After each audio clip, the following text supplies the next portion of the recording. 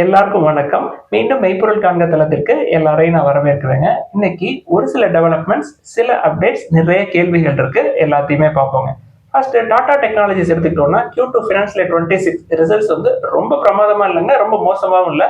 Consolidated net profit வந்து 5% ஏறி இருக்குங்க இயர் ஆன் இயர் பேசிஸ்ல. ரெவன்யூ வந்து ஒரு 2.1% ஏறி இருக்கு இயர் ஆன் இயர் பேசிஸ்ல.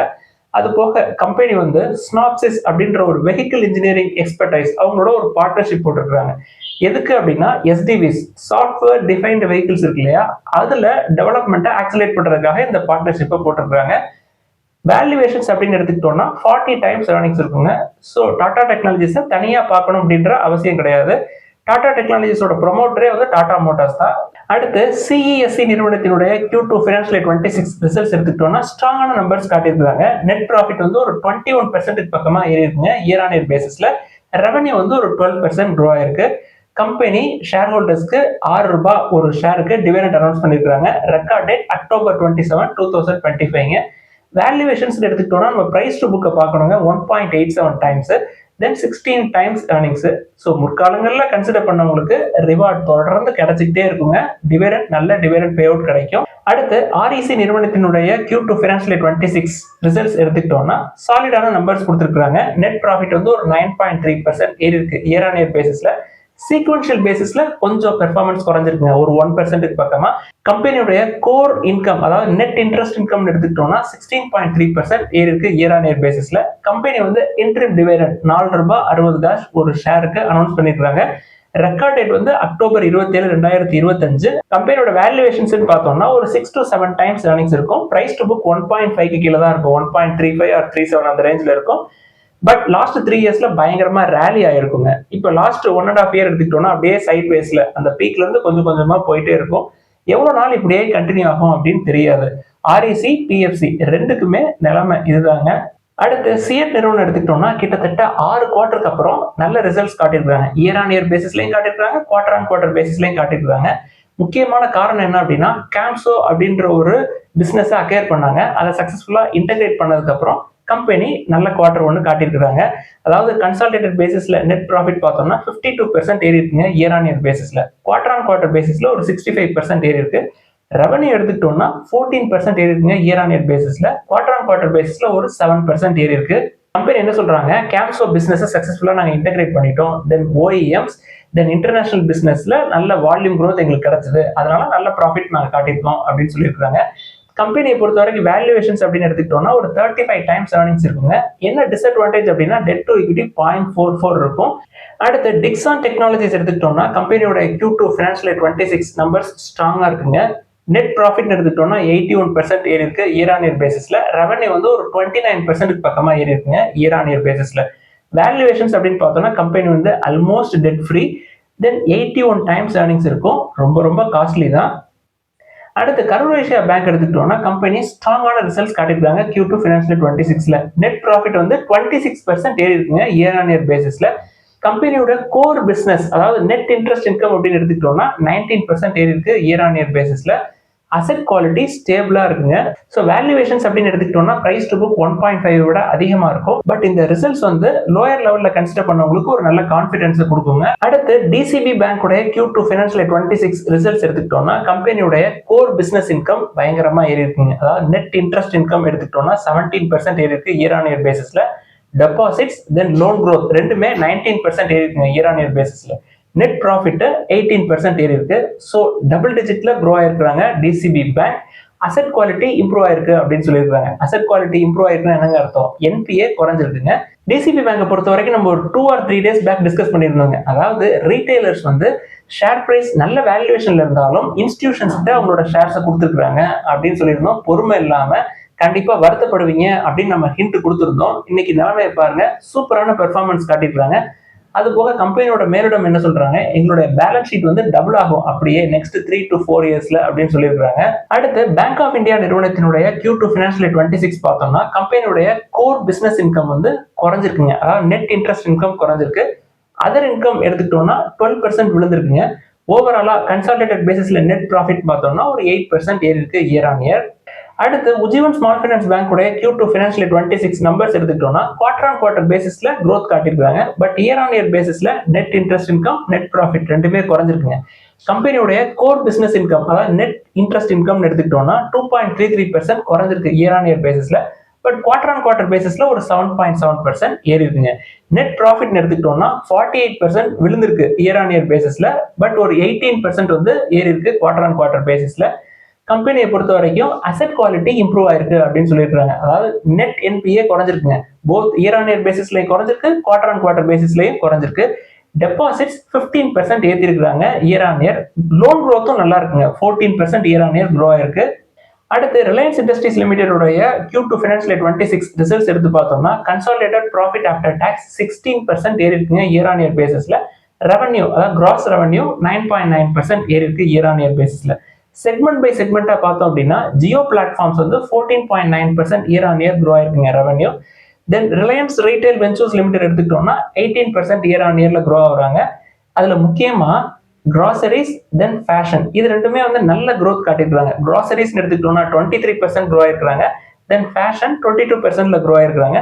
கம்பெனியோடைய முக்கியமான segment oil and gas segment எடுத்துக்கிட்டோம்னா அவங்களோட ரெவன்யூ 2.6% குறைஞ்சிருக்குங்க இயர் ஆன் இயர் பேசிஸ்ல. Q2 ஃபினான்ஷியல் 26 பொறுத்த வரைக்கும் ரிலையன்ஸ் இண்டஸ்ட்ரீஸ் கேபெக்ஸ் அப்படின்ட்டு ஒரு 40,000 crore எடுத்திருக்காங்க. அடுத்து JSW உடைய Q2 ஃபினான்ஷியல் 26 நம்பர்ஸ் எடுத்துக்கிட்டோம்னா சூப்பரான ரிசல்ட்ஸ்ங்க. ஸ்டீல் ப்ரொடக்ஷன் அப்படின்னு எடுத்துக்கிட்டோம்னா ஆல் டைம் ஹைல இருக்குங்க, 7.90 மில்லியன் டன். அதாவது இயர் ஆன் இயர் பேசிஸ்ல 17% ஏறி இருக்கு ஸ்டீல் ப்ரொடக்ஷன். ரெவன்யூ ஒரு 14% பக்கமா ஏறி இருக்குங்க. நெட் ப்ராஃபிட் வந்து ஒரு 217% ஏறி இருக்கு இயர் ஆன் இயர் பேசிஸ்ல. JSW ஸ்டீலை பொறுத்த வரைக்கும் டெட் டு ஈக்விட்டி தாங்க அதிகமா இருக்கும், 0.93 பக்கமா இருக்கு. அடுத்து கம்பெனியோட டொமஸ்டிக் சேல்ஸ் அப்படின்னு பார்த்தோம்னா இயர் ஆன் இயர் பேசிஸ்ல 14% க்ரோ ஆயிருக்காங்க. குவார்டர் ஆன் குவார்டர் பேசிஸ்ல ஒரு 6% க்ரோ ஆயிருக்காங்க. எக்ஸ்போர்ட்ஸும் சூப்பரா பெர்ஃபார்ம் பண்ணிருக்காங்க. இயர் ஆன் இயர் பேசிஸ்ல ஒரு 89% க்ரோ ஆயிருக்குது. தென் குவார்டர் ஆன் குவார்டர் பேசிஸ்ல ஒரு 56% க்ரோ ஆயிருக்காங்க JSW ஸ்டீல். அடுத்து IPO அப்டேட் அப்படின்னு பார்த்தோம்னா SEFI இன்ஃபினிட் ஸ்பேசஸ் வந்து draft credit hearing prospectus submit பண்ணிருக்காங்க செபிட்ட. ஸோ இந்த IPO சக்சஸ்ஃபுல்லா லான்ச் ஆகுது அப்படின்னா இந்தியாவிலேயே ஃபர்ஸ்ட் டேட்டா சென்டர் IPO இதுவாக தாங்க இருக்கும். ஸோ SEFI இன்ஃபினிட் ஸ்பேசஸ் பொறுத்த வரைக்கும் இந்த டேட்டா சென்டர் பிசினஸ்ல ஒரு டாப் ஆப்ரேட்டருங்க. அதாவது அவங்களோட கெப்பாசிட்டின்னு எடுத்துக்கிட்டோம்னா 188 மெகாவாட்டுக்கு பக்கமா இருக்கும். மார்க்கெட் ஷேர் ஒரு 15.26% இவங்கள்ட்ட தாங்க இருக்கு. அது போக எக்ஸ்பர்ட்ஸ் என்ன சொல்றாங்க அப்படின்னா ஃபினான்ஷியல் 30க்கு மேல இந்த டேட்டா சென்டர்ஸ்க்கான டிமாண்ட் அப்படின்றது இயர் ஆன் இயர் ஒரு 30% இன்க்ரீஸ் ஆகும் அப்படின்னு சொல்றாங்க. அடுத்து ரெண்டாவது IPO அப்டேட் வந்து கொக்கோ கோலாலங்க. அதாவது Hindustan Coca Cola beverages limited வந்து இந்தியாவில் IPO போலாமா அப்படின்னு ஒரு ஏர்லியர் டாக்ஸ்ல இருக்கிற மாதிரி ஒரு சில செய்திகள் வந்திருக்கு. ஸோ நெக்ஸ்ட் இயர் நம்ம கொக்கோ கோலா IPOவை எக்ஸ்பெக்ட் பண்ணலாம் அப்படின்னு சொல்றாங்க. அடுத்து நாட்கோ ஃபார்மா எடுத்துக்கிட்டோம்னா இரண்டாவது வெற்றிங்க. அதாவது ஒரு வாரத்துக்கு முன்னாடி ஹைகோர்ட்ல ஒரு லீகல் பேட்டில் வின் பண்ணாங்க. குறிப்பா எதுக்குன்னா இந்த ஜெனரிக் ட்ரக் ரிஸ்டில்பம் அப்படின்ற ட்ரக் அதுக்கு எகெயின்ஸ்டா ரோஷ் வந்து அப்பீல் பண்ணியிருந்தாங்க, சுப்ரீம் கோர்ட்ல அப்பீல் பண்ணியிருந்தாங்க. நேத்து அதற்கான தீர்ப்புகள் வந்திருக்குங்க. சுப்ரீம் கோர்ட்டும் வந்து ரிஸ்டில்பம் ஜெனரிக் ட்ரக் வந்து இந்தியாவில் நாட்கோ ஃபார்மா லான்ச் பண்ணலாம் அப்படின்னு சொல்லி ஒரு கிரீன் சிக்னல் கொடுத்துட்டாங்க. ஸோ இது நாட்கோ ஃபார்மா ஷேர் ஹோல்டர்ஸ்க்கு ஒரு நல்ல அப்டேட். அடுத்த சர்வதேச சந்தைன்னு எடுத்துக்கிட்டோம்னா அமெரிக்க சந்தை கொஞ்சம் நேற்று மேலே ஏறின மாதிரி தெரிஞ்சதுங்க. என்ன காரணம் அப்படின்னா மறுபடியும் சீன தரப்பு அமெரிக்க தரப்பு ரெண்டு பேருமே அடுத்த வாரம் இந்த டாரிஃப் விவகாரமா பேச்சுவார்த்தை நடத்துற மாதிரி செய்திகள் வந்திருக்கு. ஸோ பேச்சுவார்த்தை நடத்தினாங்க அப்படின்னா மார்க்கெட் கொஞ்சம் அதை குஷியில மேலே ஏற்றும். அடுத்து கோல்டு எடுத்துக்கிட்டோம்னா ஒரு 250 ரூபாய் விலை இறங்கிருக்குங்க. 22 கேரட் கோல்டு பெர் கிராம் 11,950. அடுத்து இன்னைக்கு கேள்விகளுக்குள்ள போயிடலாங்க. ஃபர்ஸ்ட் ஒரு நண்பர் வந்து VST இண்டஸ்ட்ரீஸ் பத்தி எழுதியிருக்காங்க. கம்பெனியோட வேல்யூவேஷன்ஸ் எல்லாம் நல்லா தாங்க இருக்கும். பட் அந்த பிசினஸ் பார்த்தோம் அப்படின்னா அதே பிசினஸ்ல ITC இருக்குங்க எனக்கு. ஸோ ITC வந்து அதுல லீடர். ஸோ அதுவே எனக்கு ஒரு 23-24 டைம்ஸ் ஏர்னிங்ஸ்ல கிடைக்குது. ஸோ ஸ்மால் கேப் VST இண்டஸ்ட்ரீஸ்குள்ள போகணும் அப்படின்ற அவசியம் எனக்கு கிடையாதுங்க. அது போக ITCயை நான் கன்சிடர் பண்ணேன் அப்படின்னா அதுக்குள்ள இன்னொரு 4-5 பிசினஸ் இருக்குங்க. ஸோ எனக்கு ITC தான் நல்ல வேல்யூவா தெரியுது. அடுத்து PFC நிறுவனத்தை பத்தி கேட்டிருக்காங்க. நம்ம ஏற்கனவே சொன்னோம் இல்லையா, வேல்யூவேஷன்ஸ் நல்லா இருக்குங்க. பிரைஸ் டு புக்கு 1.2க்கு பக்கமா தான் இருக்கு. ஒரு பீக்கு போயிட்டு கீழே வந்திருக்குங்க. இப்ப சைட் பேஸ்ல போயிட்டு இருக்கு. எவ்வளவு நாள் இப்படியே சைட் பேஸ்ல போகும் அப்படின்றது நமக்கு தெரியாது. FIIs கொஞ்சம் கொஞ்சமா விற்கிறதுக்கும் வாய்ப்புகள் இருக்கிற மாதிரி எனக்கு தெரியுதுங்க. ஸோ நல்ல டிவிடெண்ட் பே அவுட் வரும். லாங் டேர்ம் இன்வெஸ்டர்ஸ் வந்து அந்த டிவிடெண்டை எல்லாம் என்ஜாய் பண்ணலாம். அடுத்து ஆஸ்டர்டாம் நிறுவனத்தை பத்தி எழுதியிருந்தாங்க. நான் பல தடவை சொல்லிட்டேங்க, அது ரொம்ப காஸ்ட்லியான பிசினஸ். குறிப்பா அந்த ஹாஸ்பிட்டல் ஹெல்த் கேர் பிசினஸ்குள்ளேயும் போறதில்லை அப்படின்னாலும் ரொம்ப காஸ்ட்லியாகவும் இருக்குங்க ஆஸ்டர்டாம். அடுத்து ரெடிங்டன் நிறுவனத்தை பத்தி எழுதியிருக்கிறாங்க. ரெடிங்டனை பொறுத்த வரைக்கும் அது ட்ரேடிங் பிசினஸ் மாதிரி தெரியுதுங்க. நம்ம எந்த ட்ரேடிங் பிசினஸையுமே நம்ம கன்சிடர் பண்றது இல்ல. குறிப்பா ரெடிங்டனை பொறுத்த வரைக்கும் ஹார்ட்வேர் ட்ரேடிங் மாதிரி தெரியுது. கொஞ்சம் கடன் இருக்கும், டெட் டு ஈக்விட்டி 0.3க்கு பக்கமா இருக்கும். ட்ரேடிங் பிசினஸ்ல கடன் வாங்கி பிசினஸ் பண்றதுல எந்த குறைபாடும் இல்லைங்க. அதெல்லாம் எனக்கு ஒன்றும் பிரச்சனை இல்லை. நான் தான் ட்ரேடிங் பிசினஸ் எதையுமே பாக்குறது இல்லை. அடுத்து ஹிந்துஸ்தான் கன்ஸ்ட்ரக்ஷன் கம்பெனியை பத்தி எழுதியிருக்கிறாங்க. கம்பெனிக்கு ரிஸ்க் ஜாஸ்திங்க, அவ்வளவுதான். மற்றபடி அவங்க டாடா குரூப் கூட தான் சேர்ந்து 2-3 ப்ராஜெக்ட் பண்ற மாதிரி தெரியுது. ஸோ அதை வந்து நான் பாசிட்டிவ் சைடா பாக்குறேன். அடுத்து கெயில் நிறுவனத்தை பத்தி எழுதியிருக்காங்க. வேல்யூவேஷன்ஸ் நல்லா இருக்குங்க. 10 டைம்ஸ் தான் ஏர்னிங்ஸ் இருக்கும். தென் பிரைஸ் டு புக் 1.5க்கு கீழே தான் இருக்கும். பட் நான் தான் அதை கன்சிடர் பண்றது இல்லை. கம்பெனியோட க்ரோத் ப்ராஸ்பெக்ட்ஸ் என்ன அப்படின்றதெல்லாம் எனக்கு தெளிவா தெரியலைங்க. பட் நான் வந்து பெட்ரோல் எனர்ஜியை தொடர்ந்து கன்சிடர் பண்ணிக்கிட்டே தான் இருக்கேன். அடுத்து தமிழ்நாடு மெர்கன்டைல் பேங்க் பத்தி எழுதியிருக்காங்க. தமிழ்நாடு மெர்கன்டைல் பேங்க் சூப்பரான வேல்யூவேஷன்ல இருக்குங்க. கம்பெனியோட புக் வேல்யூ எடுத்துக்கிட்டோம்னா அது 580க்கு மேல போயிடுச்சுங்க. ஷேர் பிரைஸ் அது ஒரு மூலையில இருக்குங்க. ஸோ மார்ஜின் ஆஃப் சேஃப்டி அப்படின்னு எடுத்துக்கிட்டோம்னா பெரிய கேப் இருக்கு. பட் நீண்ட ஆண்டுகள் காத்திருக்க வேண்டி இருக்குங்க. நல்ல டிவிடெண்ட் பே அவுட்டும் கிடைக்கும். கம்பெனி வந்து ஆர்பிஐயோட மேற்பார்வையில நல்லா தான் ரன் ஆகிட்டு இருக்கு. நல்ல பிசினஸ் அப்டேட்டும் கொடுத்திருந்தாங்க Q2 ஃபினான்ஷியல் 26ல. அடுத்து கிராம்ப்டன் கிரீவ்ஸ் பத்தி எழுதியிருக்காங்க. கிராம்ப்டன் கிரீவ்ஸை பொறுத்த வரைக்கும் ஒரு 35 டைம்ஸ் ஏர்னிங்ஸ் இருக்கும். நல்ல நிறுவனம் தான். பட் நம்ம த்ரெஷோல்டை விட அதிகமா இருக்குங்க.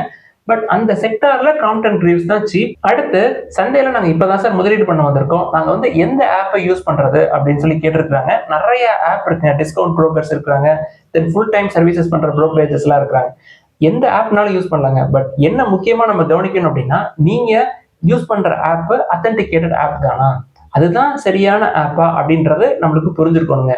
நிறைய ஸ்பேமர்ஸ் எல்லாம் இருக்கிறாங்க. அதாவது உங்களுக்கு இந்த தளத்துல போய் முதலீடு பண்ணுங்க அப்படின்னு சொல்லி லிங்க் எல்லாம் வருங்க.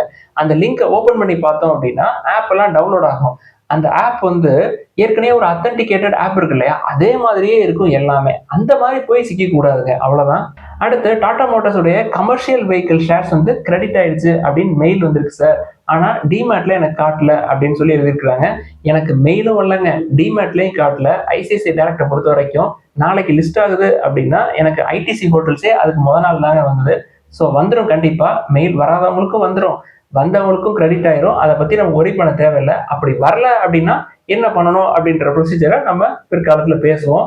அடுத்த ஒரு நண்பர் வந்து நம்ம ஒரு நாளைக்கு ஒரு ஸ்டாக் கன்சிடர் பண்ணோம் அப்படின்னா எண்ட் ஆஃப் த டே எங்களுக்கு கான்ட்ராக்ட் நோட் அப்படின்னு வருதே சார், அதெல்லாம் என்னது, அதெல்லாம் கண்டிப்பா வச்சுக்கணுமா அப்படின்னு சொல்லி கேட்குறாங்க. நான் முற்காலங்களில் அதாவது ஒரு 8 or 9 years பேக் இன்வெஸ்ட் பண்ணப்போ ஒவ்வொரு நாளும் அந்த கான்ட்ராக்ட் நோட் எடுத்து நான் வந்து எவ்வளோக்கு வாங்கியிருக்கேன், எவ்வளோ ப்ரோக்கரேஜ், எவ்வளோ டேக்ஸ், டோட்டலா நம்ம பணம் எவ்வளவு போயிருக்கு அப்படின்னு சொல்லி ஒரு பெரிய எக்ஸல் ஷீட் போட்டு தொடர்ந்து அந்த டேட்டாவை மெயின்டைன் பண்ணுவாங்க. கிட்டத்தட்ட 6 or 7 years அதை வந்து மெயின்டைன் பண்ண நம்மளுக்கு வந்து ஒரு புரிதல் வரணும். எவ்வளவு ப்ரோக்கரேஜ் எடுக்கிறாங்க, நம்மளுக்கு எவ்வளவு ப்ராஃபிட், எவ்வளவு லாஸ் அப்படின்றத கனெக்ட் பண்றதுக்காக ஒரு எக்ஸல் ஷீட்டை போட்டு வச்சிருப்பேங்க. இந்த எக்ஸல் ஷீட் வந்து எனக்கு ஃபர்ஸ்ட் டைம் முதலீடுகளை சொல்லி கொடுத்தவர் வந்து எனக்கு காட்டினாருங்க. இந்த மாதிரிலாம் போட்டு வச்சுக்கோங்க, உங்களுக்கு வந்து யூஸ்ஃபுல்லா இருக்கும். ஒவ்வொரு தடவையும் கான்ட்ராக்ட் நோட்டை எடுத்து பார்க்க முடியாது அப்படின்னு சொல்லி எழுதியிருப்பாரு. அதாவது ஒவ்வொரு நாள் ஷேர்ஸ் வாங்குறேன் அப்படின்னா அதுக்கு கீழே கீழே கீழே அந்த ஷேர்ஸ் என்னைக்கு தேதிக்கு வாங்கியிருக்கேன், எவ்வளவுக்கு வாங்கியிருக்கேன் அப்படின்றது எல்லாமே இருக்கும். ஒரு சைடு ஆவரேஜ் ஷேர் பிரைஸ் இருக்கும், இன்னொரு சைடு எவ்வளவு இன்வெஸ்ட் பண்ணியிருக்கோம், எல்லா டீட்டெயிலுமே அந்த எக்ஸல்ல இருக்குங்க. நான் உங்களுக்கு போட்டு காட்டுறேன் ஸ்கிரீன்ஷாட்ல. இப்போ அந்த மாதிரிலாம் பண்றது இல்லைங்க. அது போக எனக்கு நேரமும் இல்லை. நான் எதுக்கு இதை சொல்றேன்னா, கான்ட்ராக்ட் நோட் வர்றதை நீங்க எடுத்து பார்க்கணுங்க. பார்த்து எவ்வளவு டோட்டல் எக்ஸ்பென்சஸ் எவ்வளவு அப்படின்னு சொல்லி ஒரு சிம்பிளா எக்ஸல் ஷீட் போட்டு வச்சுக்கிறது நல்லதுங்க.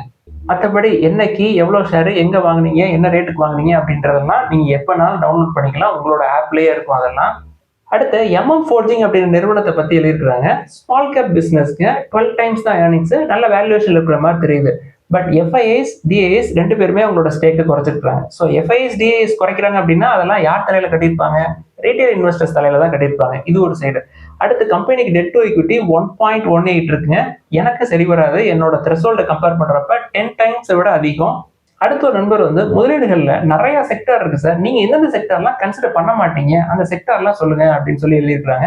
ஸோ என்னென்ன செக்டார் நான் கன்சிடர் பண்றது இல்லை அப்படின்றத சொல்லிடுறேங்க. Airlines, construction, network, fertilisers, sugar, telecom, cables, media entertainment, paper, fossil fuels, auto ancillaries, tyres, beverages, then trading business, அது பவர் ட்ரேடிங்காக இருந்தாலும் சரி, ஹார்ட்வேர் ட்ரேடிங்காக இருந்தாலும் சரி, என்ன ட்ரேடிங்காக இருந்தாலும் சரி, தென் டெக்ஸ்டைல்ஸ், ஃபுட்வேர்ஸ். ஸோ இதெல்லாம் வந்து பெரும்பாலும் நான் தவிர்த்துறதுங்க. இந்த சைடு நான் போறதில்லை. பெரும்பாலும் என்னுடைய ஃபோக்கஸ் எதில் இருக்கும் அப்படின்னா auto, IT, pharma, banking, financial services, gold loan business, micro finance, insurance, energy, hospitality, chemicals, logistics, software, services, FMCG இதை தான் நான் பெரும்பாலும் ஃபோக்கஸ் பண்ணுவேன். தென் இபிஎஃப்ஓல அரசு வந்து ஒரு சில தளர்வுகள்லாம் கொடுத்துருக்காங்க. அதை பத்தி விதைகள் தளத்துல பேசியிருக்கோங்க. டிஸ்கிரிப்ஷன்ல லிங்கை போடுறேன். ஸோ அது உங்களுக்கு தேவைப்பட்டா அதையும் நீங்க பார்க்கலாம். இதெல்லாம் தான் இன்னைக்கு டிஸ்கஸ் பண்ணணும்னு நினைச்சோம். ஏதாவது சந்தேகங்கள், கேள்விகள் இருந்தால் முதலீடுகள்ல எல்லாத்தையும் எழுதுங்க. எல்லாருக்கும் நன்றி.